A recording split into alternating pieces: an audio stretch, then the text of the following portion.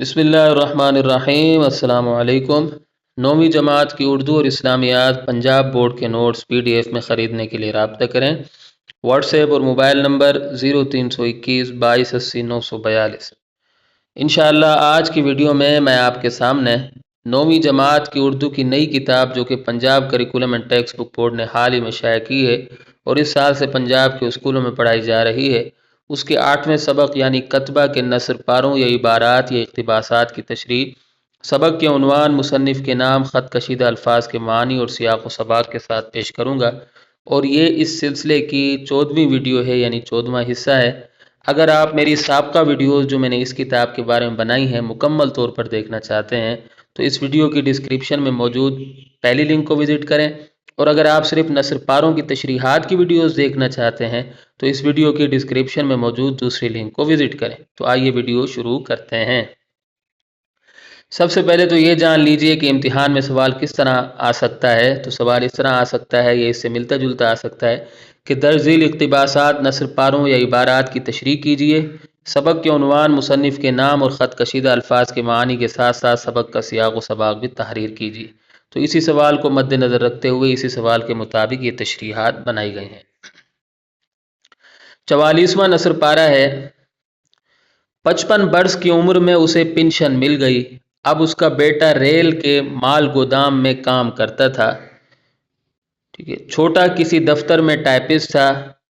मेरे ख्याल में यहाँ बड़ा आएगा, देख लीजिएगा। और उससे छोटा एंट्रेंस में पढ़ता था।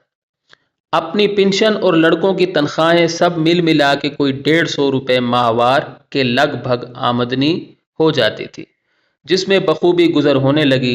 इलावा अज़ीं उसका इरादा कोई छोटा मोटा व्यापार शुरू करने का भी था, मगर मंदे के डर से अभी पूरा ना हो सका था।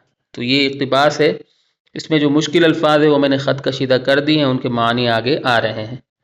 सबक का उन्वान है कतबा, मुसन्निफ़ का नाम है ग़ुलाम अब्बास। ख़त कशीदा अल्फाज के मानी, पेंशन यानी मुक़र्ररा उम्र से ऊपर के लोगों को अदा किया जाने वाला वजीफ़ा। इंट्रेंस 11वीं जमात। तनख्वाह वो रकम जो किसी मुलाजमत के इवज़ उमूमन माहाना दी जाए। आमदनी यानी कमाई या नफ़ा। उसके बाद है बखूबी यानी अच्छी तरह से। इलावा अज़ीं इसके मासिवा व्यापार, तिजारत या कारोबार। मंदा कसाद बाजारी या लेन देन या बाजार की सरगर्मी में कमी। सियाक़ व सबाक़। ग़ुलाम अब्बास ने अपने मशहूर अफसाने कतबा में इंसानी नफ्सियात की ज़बरदस्त अक्कासी की है। एक फ़र्ज़ी किरदार शरीफ हुसैन के ज़रिए उन्होंने क़ारीन को समझाने की कोशिश की है कि किस तरह एक आम शख्स अपने दिल में मुख्तलिफ़ किस्म की ख्वाहिशात का अंबार लिए हुए होता है, लेकिन होता वही है जो तकदीर में लिखा होता है।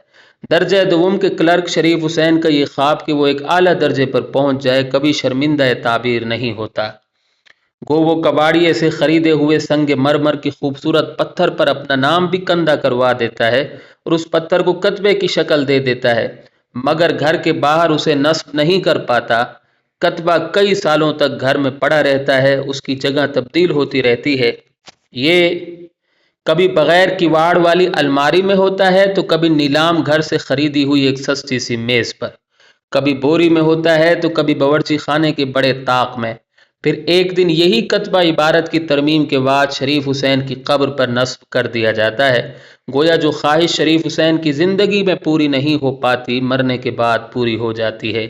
तकदीर जीत जाती है और शरीफ हुसैन की ख्वाहिशें हार जाती हैं। तो ये सियाक़ व सबाक़ है। इस सबक से कोई सा भी इक़्तिबास आ जाए तो आपने यही सियाक़ व सबाक़ लिख देना है। तशरीह। इस नसर पारे या इक़्तिबास या इबारत इम्तिहान में जो लफ्ज़ लिखा होगा आप वही लफ्ज़ लिख लेंगे। ठीक है, ये तीनों नहीं लिखेंगे, जो लफ्ज़ आ जाए, कोई सा भी लफ्ज़ आ जाए तो आपने वो लिखना है। इबारत में ग़ुलाम अब्बास लिखते हैं कि शरीफ हुसैन दर्जे दुवम के क्लर्क की हैसियत से काम करता था। जब शरीफ हुसैन की उम्र 55 साल हुई तो उसे पेंशन मिल गई। अकबर इलाहाबादी ने मुलाजमत पेशा लोगों के लिए ही कहा था, हम क्या कहें अहबाब क्या कारे नुमाया कर गए, पीए हुए नौकर हुए पेंशन मिली फिर मर गए। उसके बच्चे बड़े हो गए थे इसलिए काम करने लगे थे। उसका बड़ा बेटा रेल के माल गोदाम में नौकरी करता था, بڑے سے چھوٹا بیٹا کسی دفتر میں ٹائپسٹ کے فرائض سر انجام دیتا تھا۔ سب سے چھوٹا بیٹا 11ویں جماعت کا طالب علم تھا۔ افسانہ نگار مزید تحریر کرتے ہیں کہ شریف حسین کے بیٹے کام کرنے لگے تو اس کے گھر کی خوشحالی میں اضافہ ہو گیا۔ پنشن اور بیٹوں کی تنخواہوں کو ملا کر تقریباً 150 روپے مہینے کے ہو جاتے تھے۔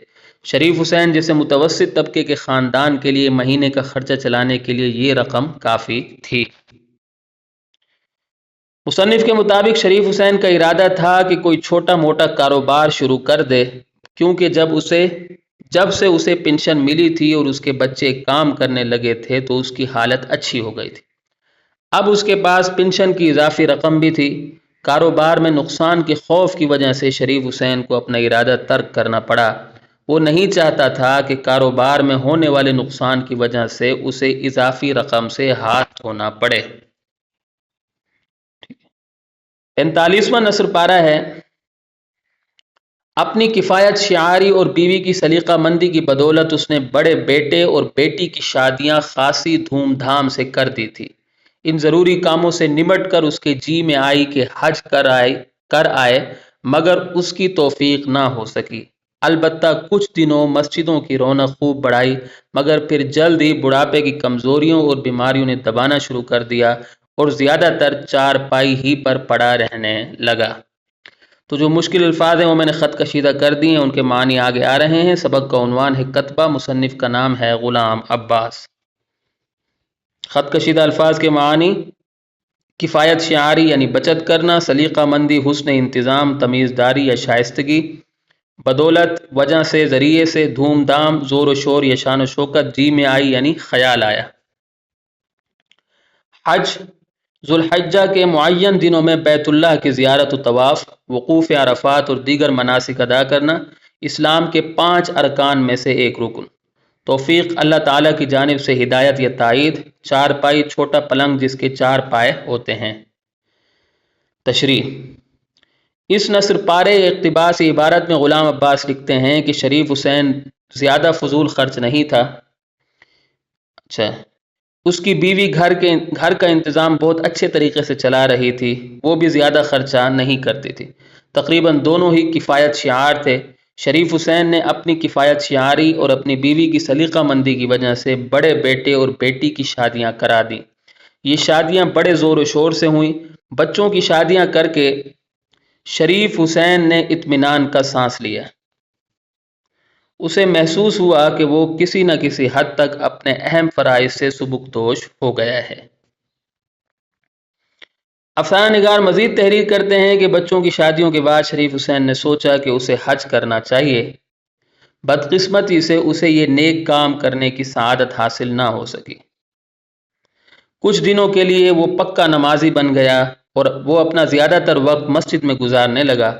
شیخ سعدی کے ایک فارسی مصرعے کا ترجمہ کچھ یوں ہے: بڑھاپے میں تو بھیڑیا بھی پرہیزگار بن جاتا ہے۔ شریف حسین کی عمر ڈھلتی جا رہی تھی، بڑھاپے نے اسے کمزور کر دیا، بیماریوں نے اسے اتنا تھکا دیا کہ اب وہ زیادہ تر وقت چارپائی پر لیٹا رہتا تھا۔